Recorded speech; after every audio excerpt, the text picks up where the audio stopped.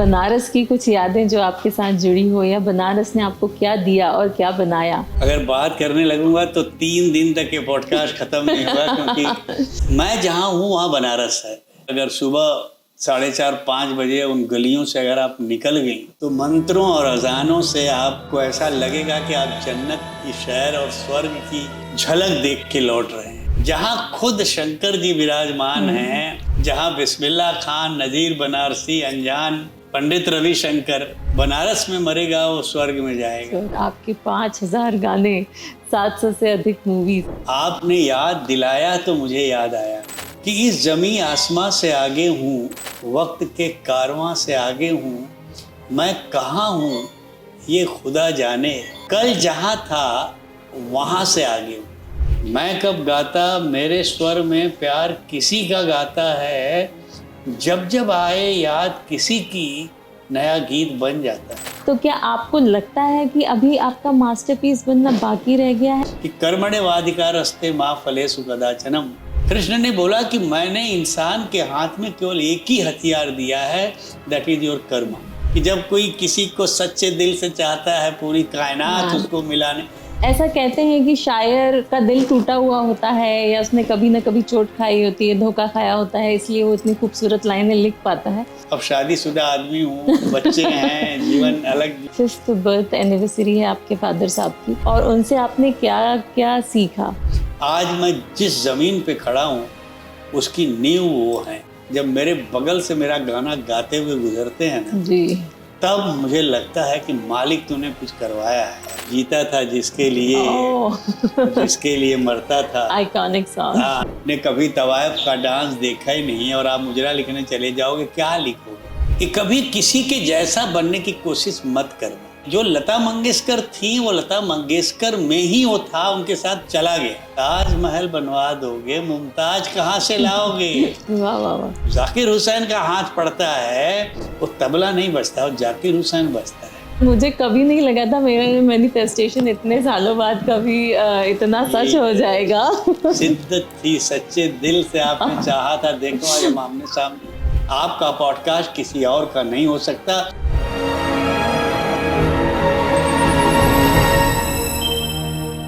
हर दौर के अपने गीत होते हैं, लेकिन कुछ गीत सिर्फ सुनाई नहीं देते, महसूस होते हैं। आज मेरे साथ हैं ऐसे गीतकार जिनके लिखे अल्फाजों ने सिर्फ दिल नहीं, पूरी जनरेशन को छू लिया।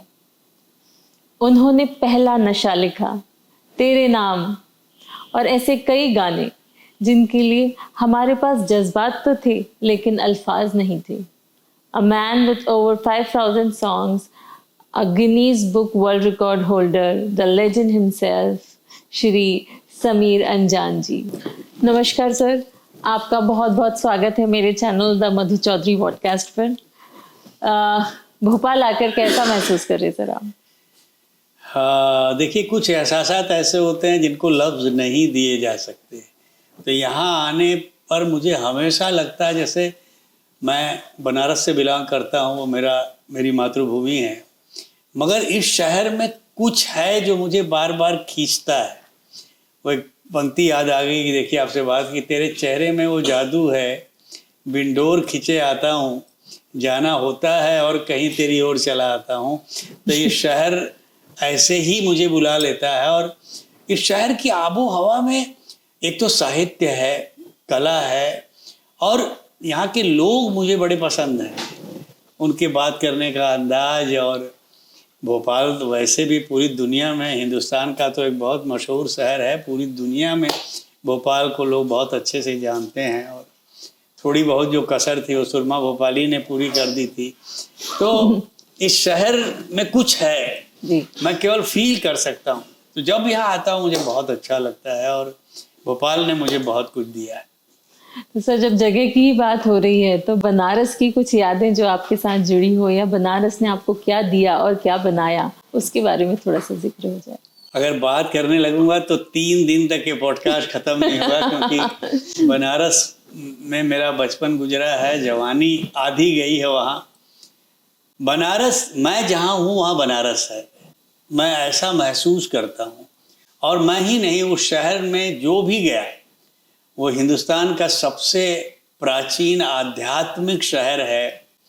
और कभी आप आएँ और अगर सुबह 4:30-5 बजे उन गलियों से अगर आप निकल गई तो मंत्रों और अजानों से आप को ऐसा लगेगा कि आप जन्नत की शहर और स्वर्ग की झलक देख के लौट रहे हैं। और देखिए, हो भी क्यों नहीं, जहाँ खुद शंकर जी विराजमान हैं, उनके त्रिशूल पे जो शहर ठहरा हुआ है, और माँ गंगा पावनतम नदी जिस शहर से बहती हो, जहाँ बिस्मिल्लाह खान, नज़ीर बनारसी, अनजान जैसे फनकार, पंडित रविशंकर, मदन मोहन मालवीय, कितने लोगों का नाम लूँ मैं, गिरिजा देवी, आप उस शहर में विभूतियों की कमी नहीं है। राजन साजन, गुदई महाराज, अभी नाम मैं बोलते ही जा रहा हूँ, देखिए मुझे जो जुबान पे जो मेरे है, तो बनारस में कुछ है, बड़ा चमत्कारिक शहर है। और सोचिए, लोग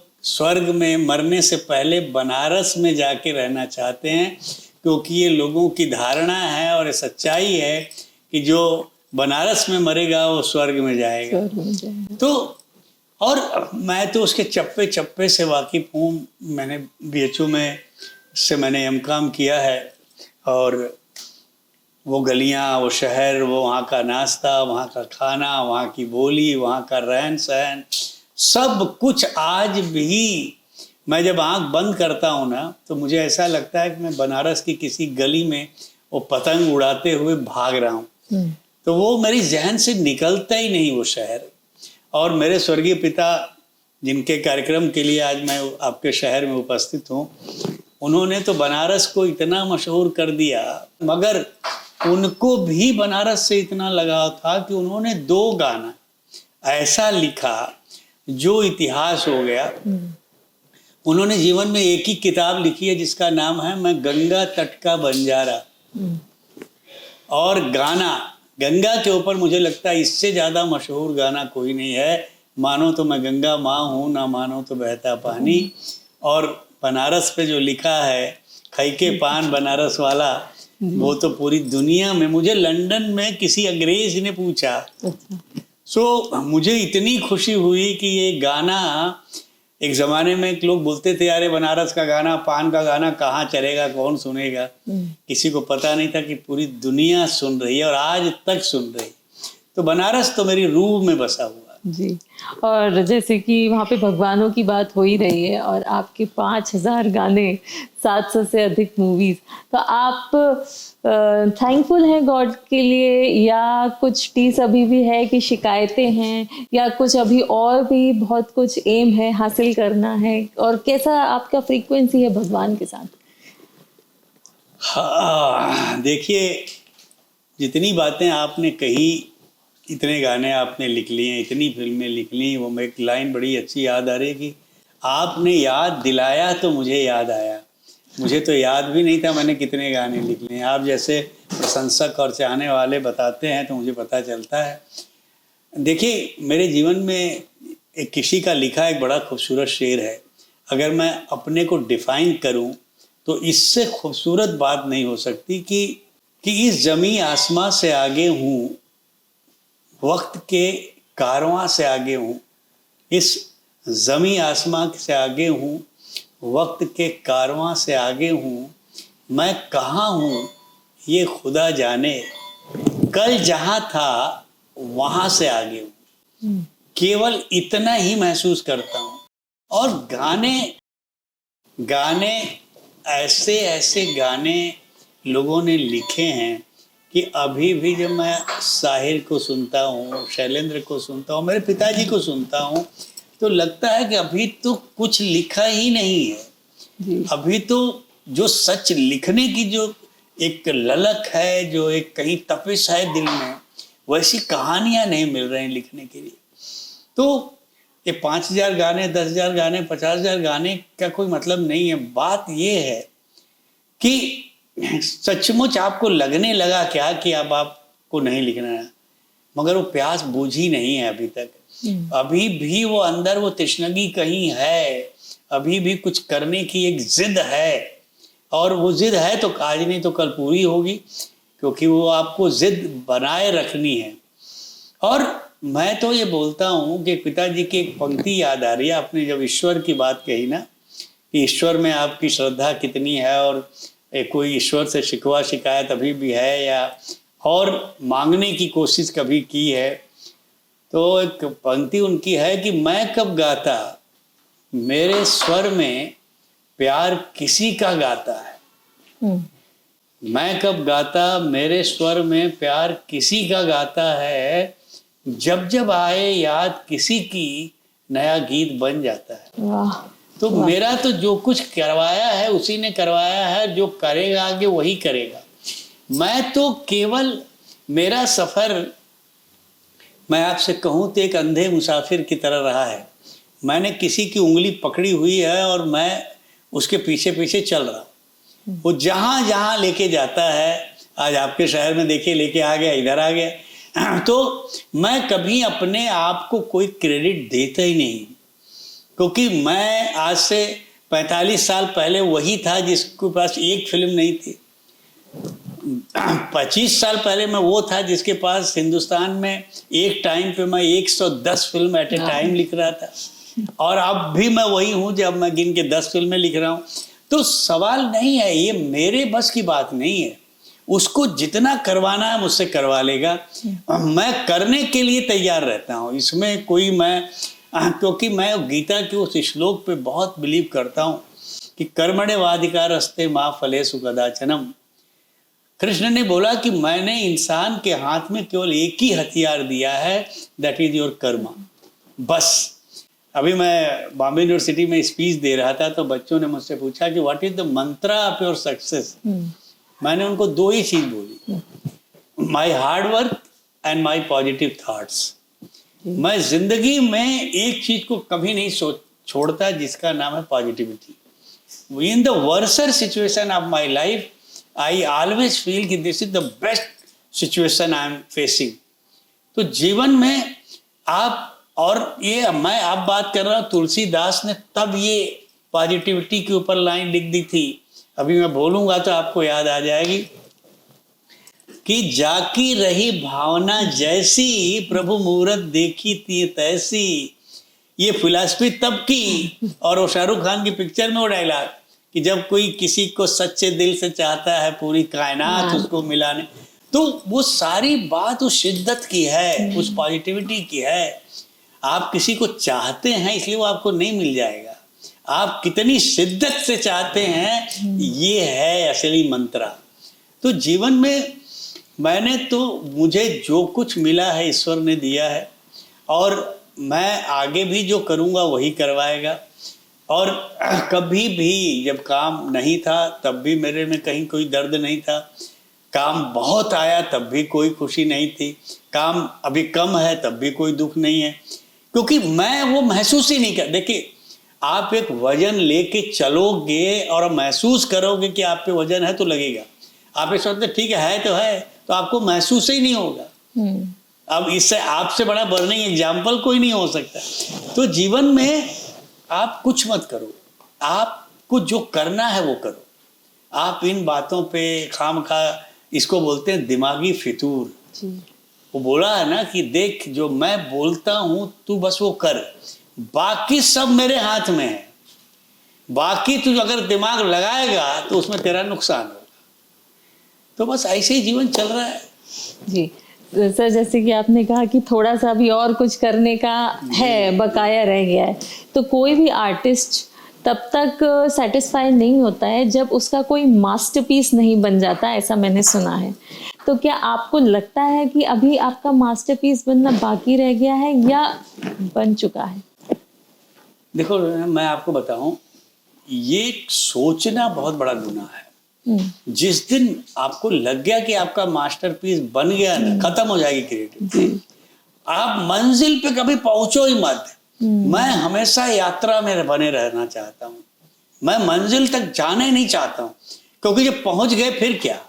इसीलिए मैं बोलता हूँ कि हारने वालों की तारीफ करो, क्योंकि उनके पास अभी भी एक मिशन है जीतने का। जीत लिया फिर क्या, खत्म। तो आप हमेशा हारे हुए मुसाफिर की तरह चलो और यात्रा में रहो। मंजिल कुछ नहीं होती, कोई पीस क्या बन जाए, मैं क्या हो जाएगा, मेरे नाम की मूर्तियां लग जाएंगी, ये थोड़ी कोई अचीवमेंट है।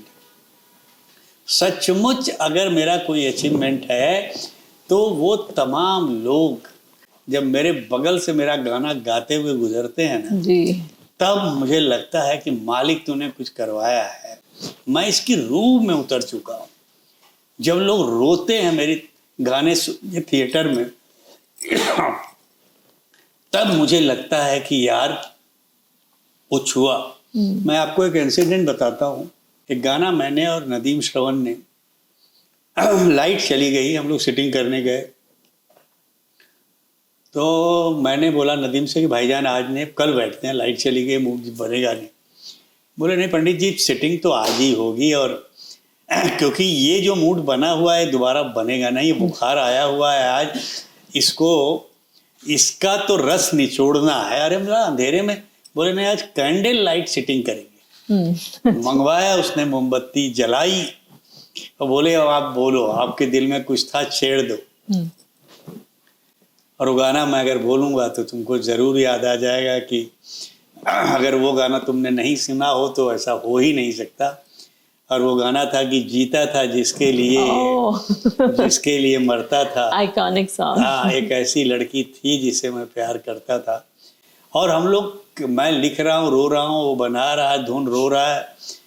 तो हमने बोला कि भाईजान ये तो यार कुछ अजीब ही माहौल हो गया। बोले नहीं, ये माहौल तो ठीक है, अब एक चीज़ देखने की ज़रूरत है समीर। मैंने तुमसे कहा कि नहीं आज तो कैंडल लाइट सेटिंग होगी, और तुमने कहा कि मूड नहीं है, उसके बाद हम बैठे और ये गाना बना है, और उस दर्द में गाना बना है जो हम बनाना चाह रहे थे। अब हम अपने आप को इम्तिहान में डालते हैं। अगर हम रोए हैं, अगर आवाम नहीं रोई ना, तो समझ लो ये काम जहाँ से हम सोच रहे थे वहाँ से हुआ नहीं। ये रूह से नहीं किया हुआ काम है, हमारे दिमाग का फितूर था कि बड़ा कमाल लिख लिया, बड़ा अच्छा, ऐसा हुआ है नहीं। हम बोला चलो भाईजान ये भी देख लेते हैं। आप यकीन करो, जब हम थिएटर में गए और जब ये सैड पार्ट इसका आता है, पूरा थिएटर सिसकियों में था। अच्छा।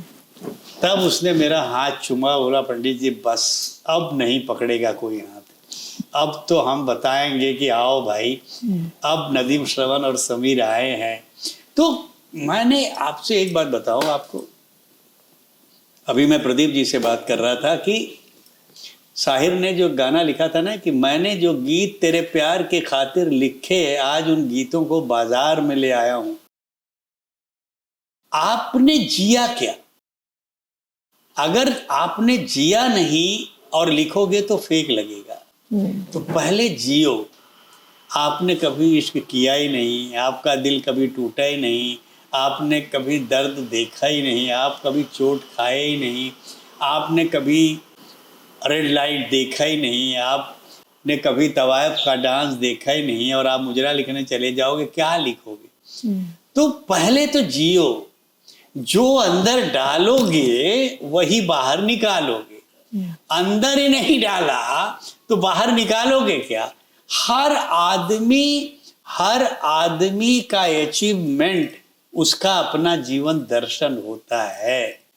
आपका पॉडकास्ट है, आपका पॉडकास्ट किसी और का नहीं हो सकता। केवल यहाँ बैठ के आप जैसा ड्रेस और आप जैसी हेयर स्टाइल करने से ये किसी का शेर बार बार मुझे याद आता है कि कभी किसी के जैसा बनने की कोशिश मत करना, क्योंकि जो लता मंगेशकर थी वो लता मंगेशकर में ही वो था, उनके साथ चला गया। आप जो हैं, आप में भी उसने एक लता मंगेशकर रखा है, अंदर है, उसको जगाओ। आप में भी एक कैपेबिलिटी है, आप में भी एक कैपेबिलिटी है, उसको समझो, उसको जियो। किसी ने लता जी की तरह, भाई कैसे गाओगी लता जी की तरह? समीर जी की तरह लिखते हैं, दिल धड़कन आशिकी लिख दी, बोलो समीर जी की तरह नहीं। तो किसी का एक शेर याद आ रहा, देखो बहुत खूबसूरत शेर है, कहता है कि उससे मिलती जुलती आवाज कहाँ से लाओगे, उससे मिलती जुलती आवाज कहाँ से लाओगे, ताजमहल बनवा दोगे, मुमताज कहाँ से लाओगे? वाह वाह वाह। तो ये जो मुमताज है ना, ये आपकी रूह है, वही है जो आपने डाला है अंदर। लता जी की आवाज, सुर थोड़ी बजते हैं, वही 7 सुर में गाने बजते हैं, उसमें फ्लॉप और हिट गाने क्यों बनते हैं? अगर सुरों से ही सुपर हिट गाने होते तो बेसुरा गाना तो कोई बनाता नहीं, और तो वो गाना क्यों नहीं चलता और एक सुपर हिट हो जाता है? नहीं नहीं नहीं, वो सुर नहीं बजते लगते, वो लता मंगेशकर लगती है। उन्हीं सुरों में जब लता मंगेशकर ढलती है तब वो गाना सुपरहिट होता है। उन्हीं सुरों में जब अमिताभ बच्चन डायलॉग बोलता है और वही डायलॉग कोई दूसरा बोले तो कुछ नहीं होता, मगर वो नहीं, वो अमिताभ, वही तबला, जब नॉर्मल आदमी तबला वही होता है, नॉर्मल आदमी बजाता है, आपको मजा नहीं। जब जाकिर हुसैन का हाथ पड़ता है तो क्यों आप पागल हो जाते हो? वो तबला नहीं बजता, वो जाकिर हुसैन बजता है। वो सुर नहीं बजते, वो सुर लगाने वाले बजते हैं। वो लफ्ज नहीं, बात लफ्जों की नहीं है, बात जज्बों की होती है। उन लफ्जों के पीछे जज्बे क्या हैं? लाइनें तो वही 500-200 वर्ड तक, जिसमें जावेद साहब भी लिखते हैं, मैं भी लिखता हूँ, गुलजार साहब भी लिखते हैं। दिल को आप क्या कह लोगे? दिल कह लो, मन कह लो, हृदय कह लो, हार्ट कह लो, उसके बाद क्या? मगर नहीं, उसके पीछे अब क्या है? वो ऐसे जैसे ये लाइन पे इतना बड़ा गाना जिससे इंस्पायर होकर मैंने गाना लिखा कि हम तुम्हें चाहते हैं ऐसे, मरने वाला कोई जिंदगी। अब बोलो ऐसे, अरे मगर उसके पीछे का थॉट सुनो भाई, क्या बोल गया? तो सवाल उसका नहीं है, सवाल आप वो लफ्ज मत पकड़ो, आप उस आदमी की रूह तक उतरने की कोशिश करो और खुद आजमा लो। मैं बच्चे थे जब उनको मैं मिला तो मुझे लगा, मैंने बोला अब तुम लोगों को लगता होगा कि अब समीर जी दिल आशिकी धड़कन नहीं लिख सकते, अब समीर जी की उम्र हो गई है। मैंने बोला चलो आज यही इम्तहान ले लेते हैं, तुम लोग हो और तुम लोग जो वही बच्चे 22 से 30 साल के बीच के सब कॉलेज गोइंग बच्चे। मैंने बोला मैं एक शेर बोलूँगा और मुझे पता है मेरे शेर की पहली लाइन पे कोई रिएक्शन नहीं आएगा, मगर अगर दूसरी लाइन तुम्हारी मोबाइल से जाके तुम्हारी गर्लफ्रेंड तक नहीं पहुंचा तो समझ लूंगा कि नहीं, अब कलम रख देना चाहिए और तुम्हारी यूनिवर्सिटी में ही रख के जाऊंगा और लिखना बंद कर दूंगा। तो शेर सुनाया मैंने कि हमने ऐसी भी क्या खता कर दी जो काबिले माफी नहीं। कोई रिएक्शन नहीं आया, किसी को समझ में नहीं आया क्या बोलना चाह रहा। मैंने देखो, मैंने कहा था ना पिन ड्रॉप साइलेंस, कि कोई रिएक्शन आएगा नहीं। मगर अब ध्यान देना, अब जहां जा रहा हूं वहां मैं देखना चाहता हूं कि हमने ऐसी भी क्या खता कर दी जो काबिले माफी नहीं। तुमको देखा नहीं है कई दिन से, क्या यही सजा काफी नहीं? देखो रिएक्शन आया ना, ये है यहां पहुंचो। हमने बात कही और उसका असर नहीं हुआ तो वो बेईमानी हो गई, वो बात बेअसर है। आप क्यों दूसरे से पूछने जाते हो कि यार मेरा कैसी आप गाओ और सामने वाला बोले कि यार क्या है आवाज। अब आप खुद ही बोले कि नहीं मैं तो ये गाता हूँ, नहीं कुछ कोई गाता नहीं। वो जो बात वो है जो बिना बताए समझ में आ जाए। बताना पड़े इसका मतलब है उसमें कहीं गड़बड़ी है। सर मैं अभी बोले बगैर रह नहीं पा रही हूँ कि मैं आपकी बहुत बहुत बहुत बड़ी फैन हूँ और बचपन में भी आपके गाने में मतलब पागलों की तरह सुनती थी और मुझे ऐसा लगता था कि कितना खूबसूरत होता है कि जब हम शब्दों में हम कहकर कोई बात नहीं बता सकते, वो हम गाकर बता सकते हैं और उसमें आपकी हेल्प की ज़रूरत लगती है हर वक्त हर समय। मैं इतना ज़्यादा वो 90s वाले गानों में और फिर 2000 मतलब अभी तक भी हर गाने में इतना खोई हूँ और एज अ किड ऑल्सो मैं हमेशा ये सोचती थी कि ऐसा कैसे बनाया, किसने बनाया। तो हम लोग पहले ज़माने में जो कैसेट चला करता था हम लोग गाड़ी में लगाते थे तो उसमें ज़रूर कवर पे लिखा रहता था लिरिक्स बाय समीर। तो मैं तब फोटो जनरली कभी रहता है कभी नहीं रहता, तो मैं विजुलाइज करती थी कि हु इज़ दिस समीर, और फिर वो नाम इतना अट्रैक्टिव है तो आई यूज्ड टू थिंक कि अच्छा अगर ये व्यक्ति मेरे सामने आता है तो how will he talk to me, you know. और मुझे कभी नहीं लगा था मेरा मैनिफेस्टेशन इतने सालों बाद कभी इतना सच हो जाएगा। शिद्दत थी, सच्चे दिल से आपने चाहा था, देखो आज हम आमने सामने हैं। जी तो सच्चा दिल रखना बहुत जरूरी है। और उसी से सब कुछ हासिल होता है, बाकी कुछ नहीं, बाकी सब बेमानी है। और बाकी सब जो लिखा है डेस्टिनी पे तो मैं कभी बात करता ही नहीं, मैं इन ग्रहों पर की कुछ नहीं मानता, क्योंकि देखो वो लिखा जा चुका है, उस पर क्यों बहस कर रहे हो। और वो ऐसी चीज जब जिसने लिखा है वो कोई बदल ही नहीं सकता दुनिया में, और अगर वो होना है तो होना है। मैंने लिखा कि जो होना है वो होना है, फिर किस बात का रोना है, तो क्यों परेशान है भाई, तो अपना काम करना यार। तो जीवन में वही है, जो भी करो पूरी आज तुमने जो भी जीवन में अचीव किया है, कभी पीछे मुड़ के देखोगी, ऐसा नहीं कि तुम खूबसूरत हो या तो तुम बहुत बड़े किसी बाप की बेटी हो इसलिए, नहीं नहीं नहीं नहीं, तुम्हारी मेहनत है, तुम्हारी लगन है, तुम्हारा शौक है, उन चीज़ों ने तुमको यहाँ लाके रखा है और तुमको ये बनाया है।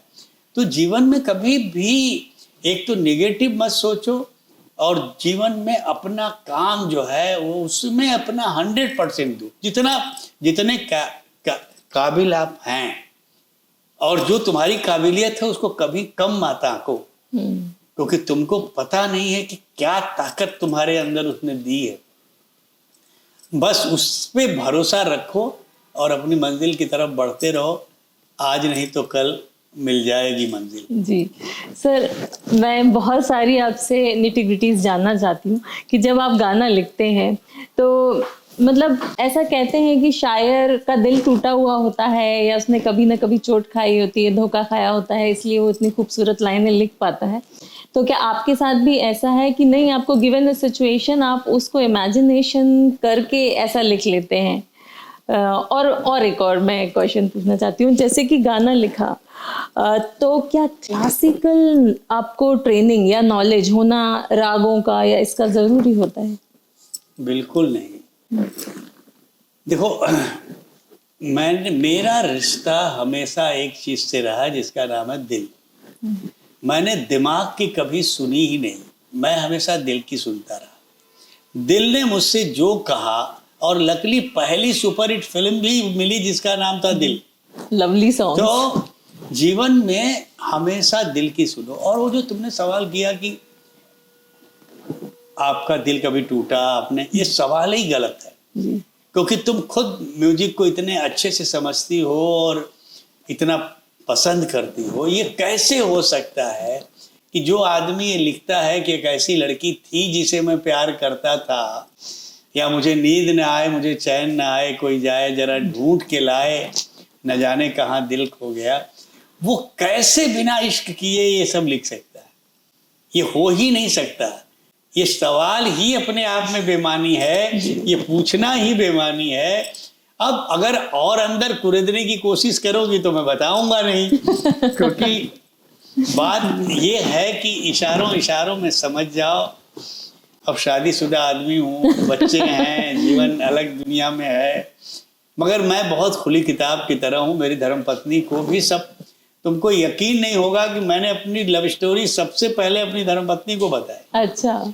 तो क्योंकि ईमानदारी, अगर आप किसी के साथ जीवन भर के लिए जुड़ रहे हैं तो उसके साथ ईमानदार रहना बहुत जरूरी है।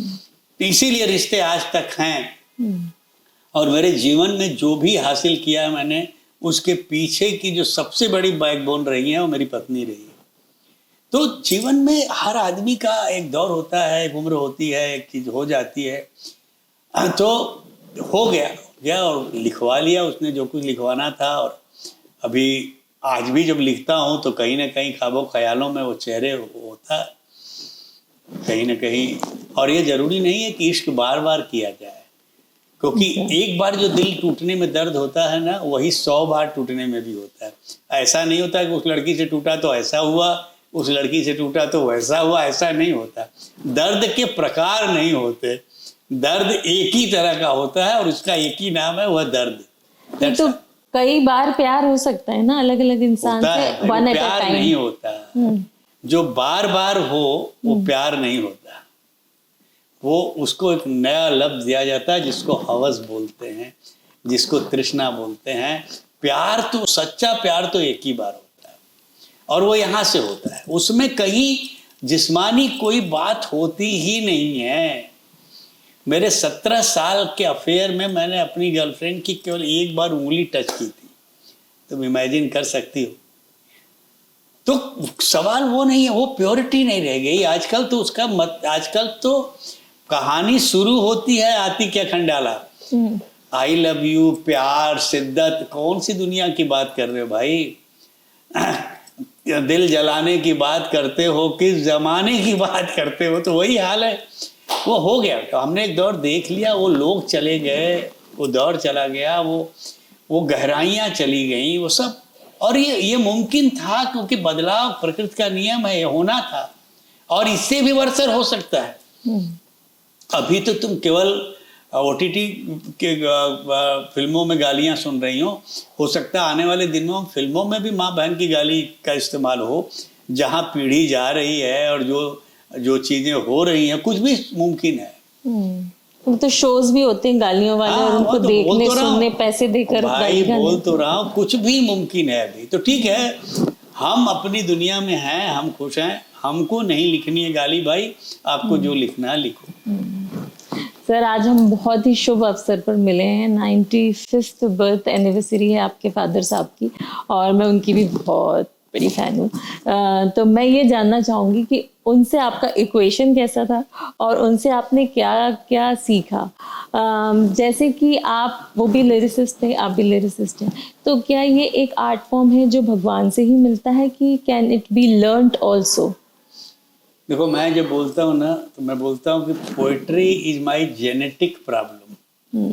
पोइट्री मुझे ब्लड से मिली है, मेरे फादर के लहू में पोइट्री थी, वो पोएट थे, इसलिए मैं पोएट बना, ये तो मैं पक्का मान। मगर उसके बाद की जो प्रक्रिया हुई ना, वो सब फादर ने की है। जो मुझे संवारा है, जो मुझे सिखाया है, जो मुझे बनाया है, जो मुझे शिक्षा दी है, जो जीवन दर्शन दिया है, वो सब मेरे पिता का दिया हुआ। आज मैं जिस जमीन पे खड़ा हूँ उसकी नींव वो है।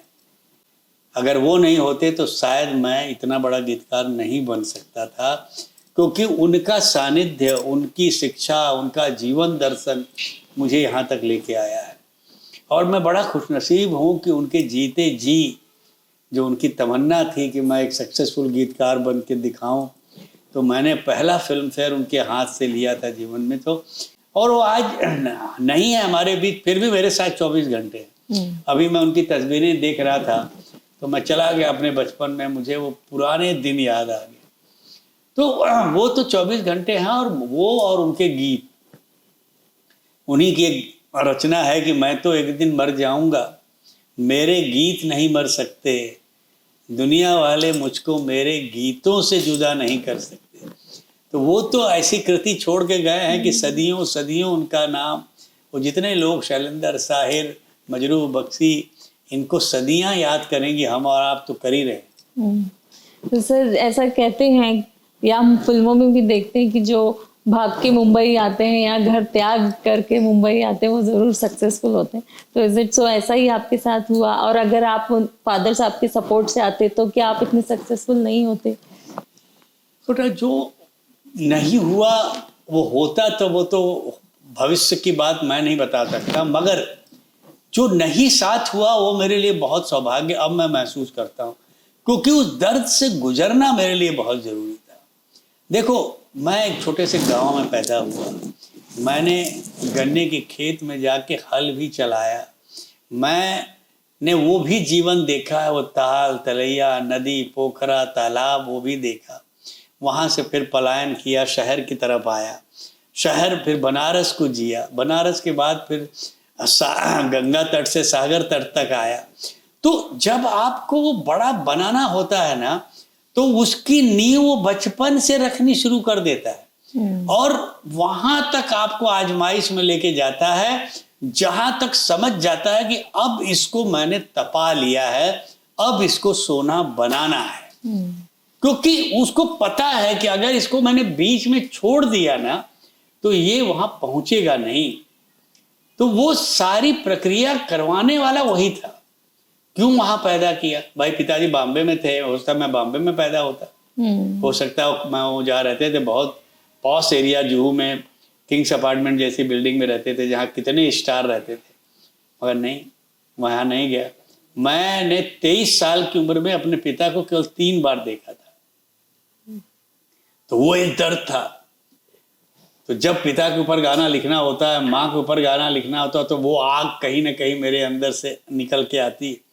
तो ये उसको जब बनाना होता है तो सांचा पहले से तैयार करता है वो, और उसमें आपको ढालना शुरू करता है। और उसको जरूरी है दर्द देना है, इसीलिए इश्क करवाया, इसीलिए मिलने नहीं दिया, इसीलिए दिल टूटा, इसीलिए अलग किया, क्योंकि अब तेरे बिन जी लेंगे हम लिखना वाना था उसको। नहीं तो मिल जाते, उसी से शादी हो गई होती, तो फिर ये नहीं लिख पाते। तो ये सारा जो किया कराया है उसका है, मैं केवल माध्यम मात्र उसका रहा हूं। शादी क्यों नहीं हुई? हादसा हो गया, वो नहीं रही। ओह, तो जीवन में ऐसा ही होता है, बट जो भी है। आपको आपके फादर साहब से शिकायत है इस विषय में कि उन्होंने आपको उतना वक्त नहीं दिया? हाँ, शिकायत शुरू में बहुत थी, बड़ी नाराजगी थी, क्योंकि वो उन्होंने कहा था जीवन में जो चाहे तुम बनना, गीतकार बनने की कोशिश मत करना। और इस बात से मुझे बहुत आक्रोश था कि ये पहला पिता देखा मैंने कि वो आदमी जो काम कर रहा वही काम करने से मुझे मना कर रहा है। मगर जब मिला और इंडस्ट्री के अंधेरे को देखा, तब लगा कि पिता क्यों चाहते। दुनिया का कोई भी बाप ये नहीं चाहेगा कि जिस आग में वो जला है उसमें उसका बेटा जले। उनको सक्सेस 17 साल की स्ट्रगल के बाद मिली थी। उनको मालूम था कि आज एक गीतकार बन के जीना यहाँ इम्पॉसिबल है। वो तो मेरा भाग्य था, उनकी दुआएं थी कि मैं बन गया। मेरे साथ 22 राइटरों ने एंट्री मारी थी 80 में, और एक भी राइटर बच के यहाँ तक पहुंचा नहीं। तो तुम सोच लो कि बहुत कठिन है डगर पनघट की। मैं तो दुआएं मुझे यहाँ तक लेके आई हैं। I was blessed. नहीं तो ये सारा कुछ जो हुआ है मेरे साथ, it was like a magic.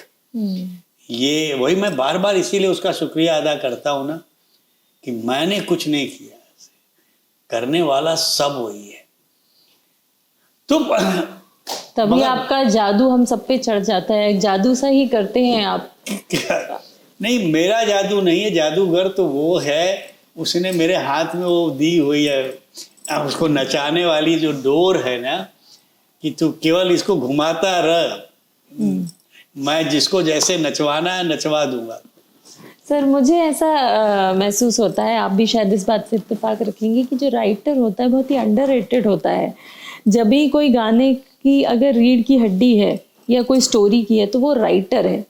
और अल्टीमेटली मतलब वो जाएगा म्यूजिक डायरेक्टर के पास, कंपोज होगा, ये वो सब होगा, फिर सिंगर उसको गाएगा, तो जो लास्ट पर्सन है सिंगर, उसका गाना हो जाता है। और अगर एक्टर है और भी लास्ट, तो उसका गाना हो जाता है। तो जो कहीं ना कहीं राइटर का जो अस्तित्व है वो धुंधला सा जाता है। बहुत दुर्भाग्य है। ये बहुत बढ़िया क्वेश्चन है। उसे दुर्भाग्य है। असल में क्या होता है, ये तो वो हो गया कि जिस जमीन पे मकान बना वो जमीन ही आप भूल गए। मकान पे बात हो रही है, कमरों पे बात हो रही है, बेडरूम पे बात हो रही है।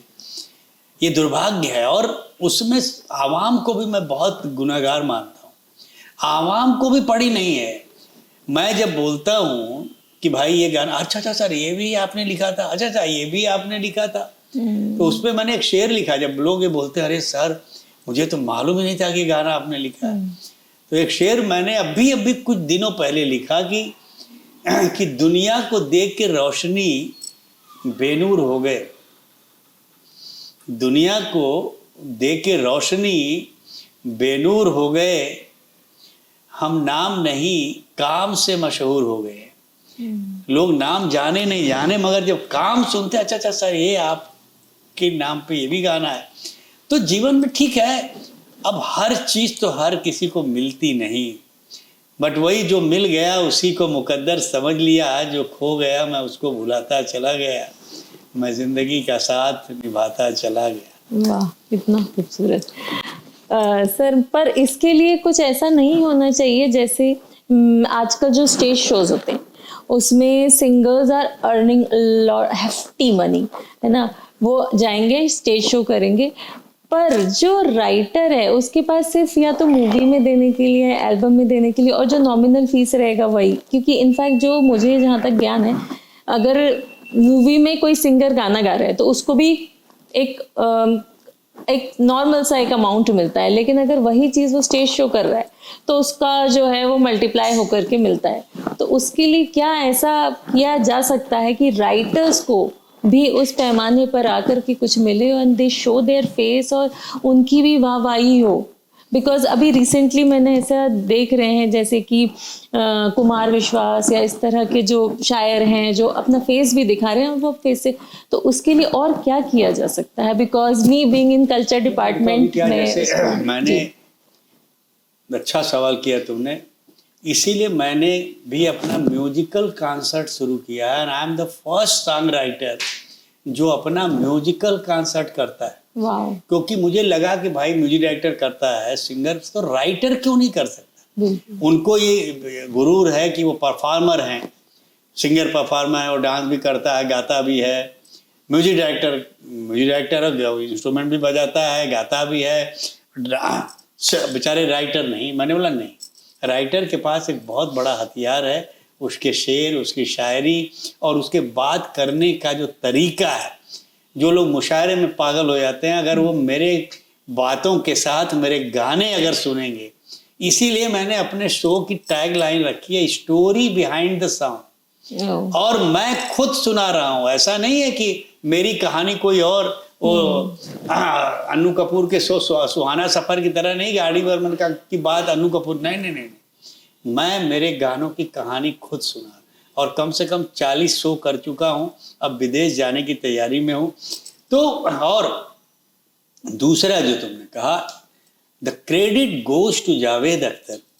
हमारी एक 17 साल की लड़ाई के बाद म्यूजिक फ्रेटर्निटी के ये हम लोग जो राइटर, जो सबसे तिरस्कृत और पिछड़े वर्ग के लोग थे, उनके लिए ऐसा प्लेटफॉर्म बना दिया है कि आगे का भविष्य राइटरों का इतना सुनहरा हो गया है। उसका नाम है IPRS, Indian performing rights society. और मैं आपको बताऊं कि ये सोसाइटी पूरी दुनिया में जो हमारे गाने बजते हैं या ये सिंगर जो स्टेज शो करते हैं, अब इनको पैसा देना पड़ता है, उसके बाद ये स्टेज शो कर सकते हैं, नहीं तो नहीं। और उस IPRS में आज से 30 साल पहले जो पहली रॉयल्टी जो डिस्ट्रीब्यूट हुई थी, वो हुई थी 11 करोड़ रुपए की। और अभी जो हुई है, इसीलिए मैं जो तुमको बता रहा हूँ कि हमारा भविष्य कहाँ जा रहा है। इस साल जो रॉयल्टी डिस्ट्रीब्यूट हुई है वो 500 करोड़ रुपए डिस्ट्रीब्यूट हुई है। तो जिस राइटर ने अब इंडस्ट्री में 50-100 गाने भी लिख दिए ना, तो उसको जिंदगी भर किचन की प्रॉब्लम तो नहीं हो सकती। इसके लिए मैं तुमको एश्योर कर सकता हूँ। तो मैं इसीलिए हमारी फ्रेटर्निटी को उनके लिए दुआ करनी चाहिए। और इस लड़ाई में को जितवाने वाला अगर कोई आदमी है तो ही द ओनली जावेद अख्तर। हम सब उनके साथ थे, हम उनके सहयोग में लगे हुए थे, मगर उस वक्त वो मेंबर भी राज्यसभा मेंबर भी बन गए थे, कांग्रेस की गवर्नमेंट थी। तो जीवन में जो होता है ना, वो जिसका कोई नहीं उसका तो खुदा है यारो। तो उसने देखा कि ये लोग बेचारे जिनकी जमीन पे सब खड़े हैं, जब तक लिखूंगा नहीं, आप टिंग टांग करके क्या कर सकते हो? कुछ नहीं होना है। आपके सुरों को जब तक लफ्ज नहीं दिए जाएंगे, उन सुरों का कोई मतलब नहीं है। तो उसकी इम्पोर्टेंस इनको तो समझ में नहीं आई, मगर भारत सरकार ने समझा, उस दौर के लोगों ने समझा, और आज की सरकार भी। मोदी साहब तो खुद कला और साहित्य के बड़े प्रेमी हैं, लिखते भी हैं। तो हम बहुत शुक्रगुजार हैं उन तमाम लोगों के, जावेद अख्तर के साथ, जिन लोगों ने इसमें हमारा सहयोग दिया। और हमारी एक ऐसी जमीन, हमारे लिए ये एक तरह से पेंशन योजना हो गई कि लाइफ टाइम, और मेरे नहीं, मेरी आने वाली 2 पीढ़ी सुरक्षित हो जाएगी। तो तुम्हारी शिकायत जो है, तुमने दिल से गिला किया था, तो उसने सुन लिया, बोला लो मैं उसको पूरा कर देता। जी सर, मैं क्योंकि कल्चर डिपार्टमेंट में हूँ और मेरा बहुत सारे आर्टिस्ट से बातचीत होती रहती है, एक चीज़ जो मैंने नोटिस की है, एक पॉइंट ऑफ टाइम के बाद उनके पास काम नहीं रह जाता, एक लल आ जाता है उनकी लाइफ में जो उनको साइकोलॉजिकली बहुत अफेक्ट करता है, डिप्रेशन में जाते हैं। ये मैं बहुत सारे आर्टिस्ट के साथ फेस करती हूँ, और वो आकर ऐसा उनको ऐसा लगता है कि जैसे अब जीने की भी कोई उनको इच्छा नहीं रह गई, क्योंकि जो उनकी पहचान थी अब वो उनसे कोई नहीं पूछ रहा। तो इस स्थिति में उस आर्टिस्ट के पास क्या रास्ता रहता है कि वो खुद को फिर से रिवाइव करे? नहीं, मगर मैं ऐसे लोगों से तो मैं बहुत नाराज हूँ। मैंने आपको कहा ना कि जीवन में हमेशा पॉजिटिव सोचो। इन्होंने अपनी जिंदगी को खुद अंधेरे में डाला है। शाहिर जैसा शायर लिख के चला गया, मैं पल दो पल का शायर हूँ, पल दो पल मेरी कहानी, मुझसे पहले कितने शायर आए और कह के। तो आप क्यों सोचते हो कि भैया अरे ठीक है, आपको वहां सक्सेस नहीं मिली, दूसरी जगह सक्सेस मिलेगी। शर्मा जी खुद बेचारे अच्छा लिखते हैं, नहीं हुआ, अभी आज के यहाँ इतने प्रसिद्ध व्यापारी बन गए, इतना बिल्डिंगें बना रहे हैं, सब कर रहे हैं। तो जीवन में ऐसा नहीं है कि एक रास्ता बंद हुआ तो दूसरा रास्ता नहीं है। मेरा एक शेर है बहुत खूबसूरत इस पे कि जहां से बंद होते हैं सारे रास्ते वहीं से नया रास्ता निकलता है। जहां से बंद होते हैं सारे रास्ते वहीं से नया रास्ता निकलता है। हम सारी उम्र जिनको समझते हैं अजनबी, उन्हीं से कोई वास्ता निकलता है। तो जीवन में आप डिप्रेशन में मत जाओ। डिप्रेशन से मतलब ये एक तरह का सुसाइड है। आप यार जिंदा दिल इंसान हो और आप कह रही हो, आपसे बड़ा मोटिवेशन तो किसी को लेना नहीं चाहिए। आप वैसे हाल में मुस्कुरा के और हमसे जिस तरह से बात कर रही हो और जिस जिंदा दिली से जिंदगी जी रही हो, तुमको तो बहुत पहले आज से 25 साल पहले मर जाना चाहिए था। अगर क्यों नहीं, तो नहीं, ये मैं बोल रहा हूँ, उनको बता रहा हूँ, वो लोगों को जिनके बारे में तुम कह रही हो, उन लोगों को सीखना चाहिए। मोटिवेशन मिलता कहाँ से? ऐसे ही लोग जो बात करते हैं हमारी बातों से, तुम्हारे जीवन से, किताबों से, सत्संग से। तो जीवन में ये बहुत जरूरी है कि आप डिप्रेशन में मत जाओ। आप में बहुत कुछ करने की ताकत है। एक गली बंद हुई ना, 500 गलियां खुल जाएंगी भाई। हारो मत। जी, मेरा ही गाना, जीना क्या जीवन से हार के, हारो मत और मिलेगा रास्ता। जी सर, मैं आपका फेवरेट गाना और आपके फादर साहब का फेवरेट गाना कौन सा? बस तुम्हारा जो फेवरेट है वही मेरा है। मेरा जो फेवरेट है, अब तुम बोलोगे कि मेरे तो बहुत सारे फेवरेट हैं। तुम्हारे सब फेवरेट हो सकते हैं, मेरे ही लिखा गाना मैं बोलूं कि ये मेरा फेवरेट है, ये हो ही नहीं सकता है। क्योंकि क्या होता है, आपने एक गाना दो गाना लिखा होता तो आप बता देते। इतने गानों में और बड़ी बेईमानी हो जाएगी बाकी गानों के साथ। मैं हमेशा कहता हूं कि जो आवाम का फैसला है वो उससे सही और बड़ा फैसला कोई नहीं होता। जो आवाम को पसंद है वही मेरी पसंद है। पिताजी के गाने के बारे में मैं जरूर कह सकता हूं, जो चूंकि मेरी गली वो रही है, मेरी गली में उन्होंने बहुत कम गाने लिखे हैं और उनकी गली में मैं कभी गया ही नहीं, क्योंकि मालूम था कि वो मेरे बस की बात नहीं है। वो अलग लेवल के शायर थे। तो उनका एक गाना जो मैं आज भी, और वो राग मेरा बड़ा पसंदीदा राग है, उसका नाम है पुरिया धनेश्वरी। उसमें मेरे भी 2-3 गाने बड़े मशहूर हुए हैं और तुमको जरूर याद होगा। और फिल्म थी बदलते रिश्ते। मेरी सांसों को जो महका रही है वो पहले प्यार की खुशबू शायद तेरी सांसों से आ रही है। और उसी राग में मेरा गाना है कि आके तेरी बाहों में हर शाम लगे सिंदूरी, मेरे मन को महकाए तेरे मन की कस्तूरी। तो वो गाना मैं जब भी सुनता है तो लता जी की आवाज़, लक्ष्मीकांत प्यारेलाल का म्यूजिक, मेरी रूह हिल जाती है कि क्या गाया है और क्या बनाया है। पिताजी के तो मैं जिन गानों पे तुम बात करो, हर गाना मेरा बहुत, बट ये गाना मेरी रूह में उतर जाता है जब मैं कभी सुनता हूँ ना, बहुत खूबसूरत। और सर, जैसे आप इतना सिंपलिसिटी में इतनी ब्यूटी लाते हैं, मतलब लोग सोचते होंगे कि अगर कठिन होगा, कुछ टफ होगा, बहुत मेहनत करनी है या तब जाकर कुछ बहुत बड़ा बनेगा, तो आप इतनी सिंपलिसिटी में इतनी ब्यूटीफुल बात करके सीधे दिल में जो एक खंजर चुभोते हैं, उसका राज क्या है? कुछ नहीं था। मैंने अभी इतनी देर से तुमसे बात कर रहा हूँ, तुमको मेरे अंदर वो दिख गया होगा जो मेरी सिंप्लिसिटी है, जो मेरी जो बात करने का जो मेरा तरीका है, जो मेरा जीवन दर्शन है, वही मेरी कविताओं में, मेरे गीतों में आता है। मैं उसमें कोई जादू वादू नहीं करता हूँ। मैं आम लोगों के बीच रहता हूँ। आज भी मैं कभी कभी लोकल ट्रेन में चला जाता हूँ, मेरे घर वाले चिल्लाएंगे, गाड़ियाँ घर पे पड़ी हुई नहीं, मैं ऑटो में बैठ के चला जाता हूँ, बोलता भी नहीं। मैं बोलता हूँ नीचे जरा क्लब से होके आता हूँ, चला। मैं उनके बीच रहना चाहता हूँ, उनको जीना चाहता हूँ। जिस दिन उनसे हट गया ना, फिर वो लिख नहीं पाऊंगा। तुमसे मिलना, बातें करना अच्छा लगता है, ये कोई कविता नहीं है, ये किसी की बोली हुई बात है जिसने कविता का रंग ले लिया। तो मैं तो आम बोलचाल की भाषा में लिखना चाहता हूँ। मैं कभी अपनी कविताओं को मुश्किल करना ही नहीं चाहता हूँ।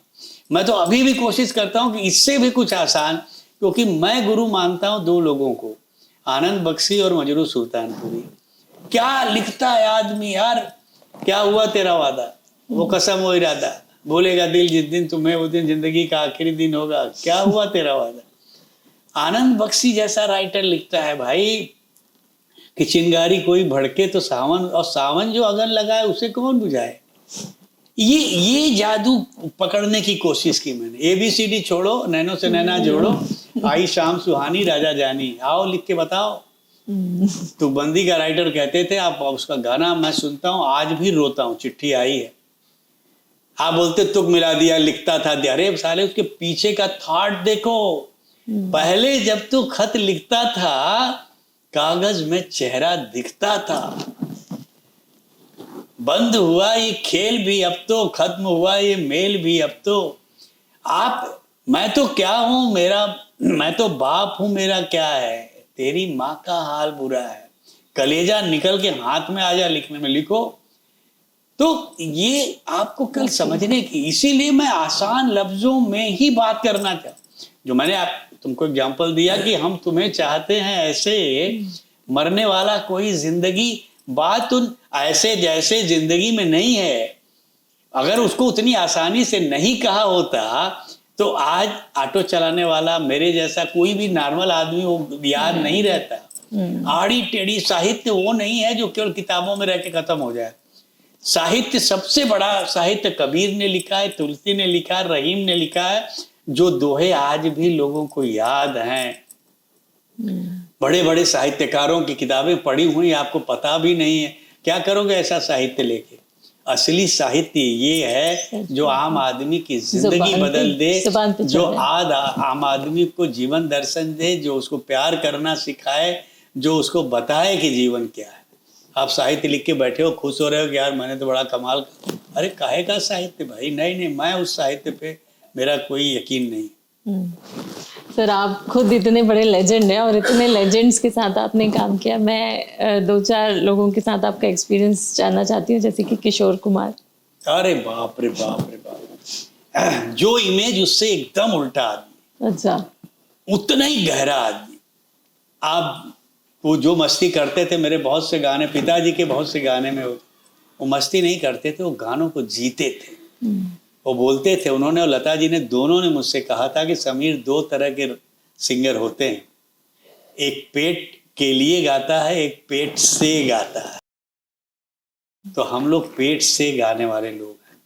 उन्होंने कहा कि हम म्यूजिक डायरेक्टर के यहाँ आते हैं तो ये नहीं बोलते हैं गाना सिखाइए, हम उनको बोलते हैं गाना गाइए। पहले वो बच्चा उसका है, पहले उसको जीऊं तो सही। उसने किस शिद्दत से बनाया है, जब तक वो गाएगा नहीं, वो सुर तो हमको मालूम है, वो तो एक बार सिखा देगा मैं सीख जाऊंगा, वो फील कहाँ से लाऊंगा। तो ये लोग अलग दुनिया के लोग थे, वो आए और चले गए, बस वो एक ही पीस थे। और मेरा सौभाग्य रहा है कि मैं लता जी के साथ, किशोर दा के साथ, आशा भोसले के साथ एक ही मिस आउट हुए, रफ़ी साहब। वो मेरा गाना रिहर्सल करने के बाद गुजर गए। अच्छा। बहुत खूबसूरत गाना था और उन्होंने स्पेशली मुझे बुला के गले से लगाया।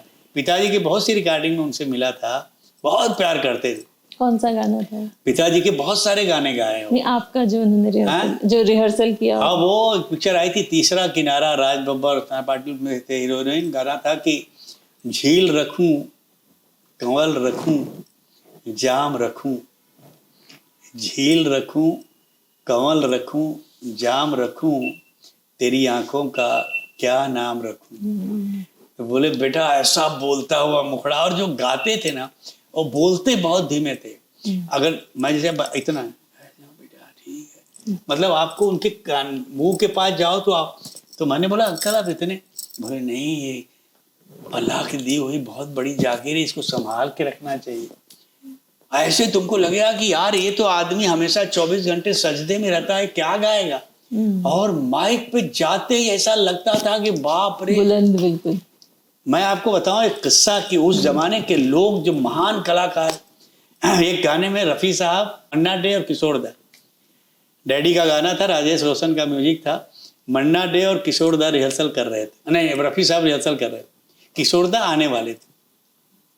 अब रफी साहब बोल रहे हैं, सोचो इतना महान सिंगर कि मन्ना डा से बोलते हैं कि मन्ना दा हम लोग कितना अभी रिहर्सल कर लें, वो साला टाइगर आएगा ना तो हमारी आवाज सुनाई देगी नहीं।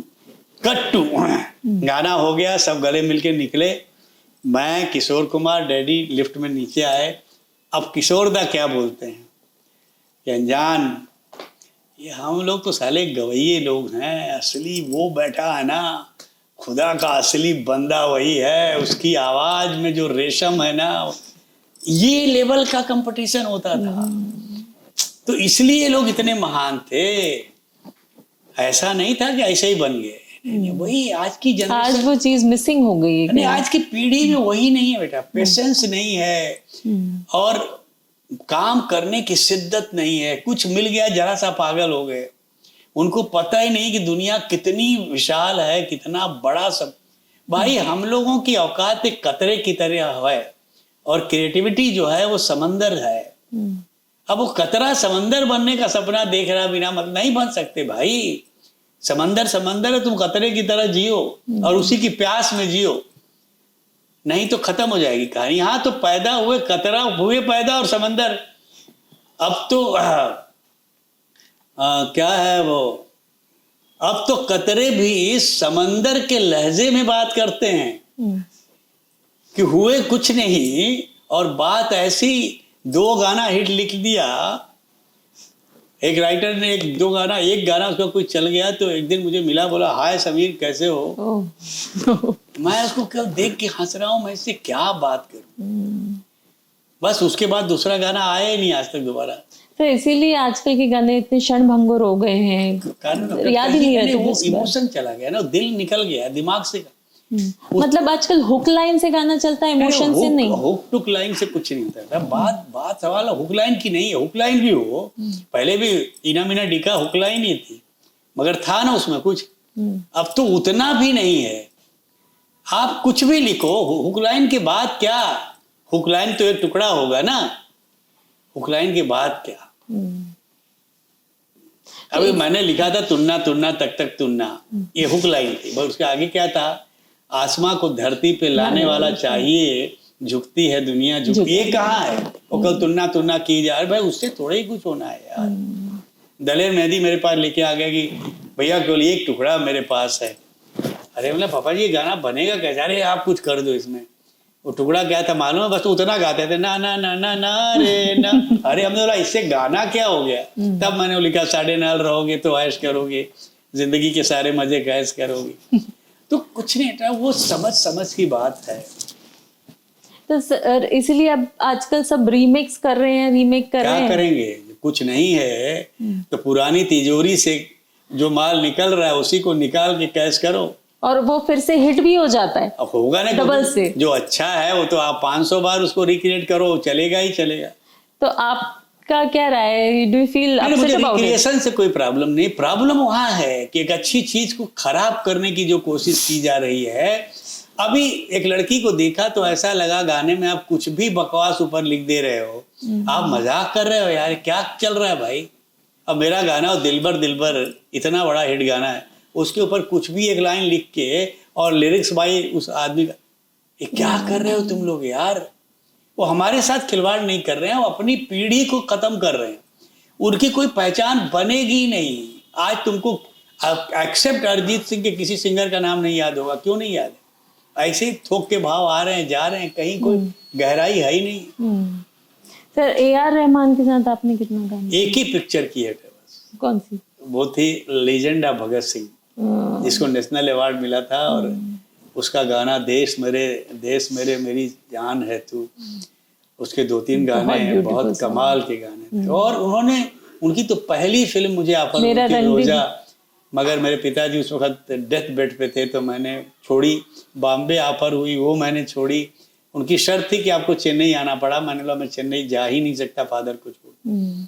उनके साथ जो भी एक मूवी हुई आपकी भगत सिंह, तो उनके साथ कैसा एक्सपीरियंस था? बहुत अच्छा रहा। बहुत कमाल का कारीगर आदमी है, काम जानता है, और एक नई दिशा दे दी उसने। साउंड को उसने एक नई दिशा दे दी। उस जनरेशन के लोगों को उसने एक नए साउंड से परिचित करवा दिया। और टेक्निकलिटी, वहां से टेक्निक हावी हो गई, साउंड हावी हो गया, लफ्ज नहीं हुए, क्योंकि उनको मीनिंग पता चलता ही नहीं था, हिंदी वो जानते नहीं। अच्छा। तो वो एक नुकसान हुआ, मगर फायदा ये हुआ कि एक बीट मिल गया। और ये जो शोर शराबे की दुनिया में लोगों को आजकल केवल बीट चाहिए, लफ्ज को उनको कोई लेना देना, क्योंकि लफ्जों से उनका मतलब ही खत्म हो गया। कोई इमोशनल कनेक्ट ही नहीं है उनका, तो उनको कोई लेना देना ही नहीं।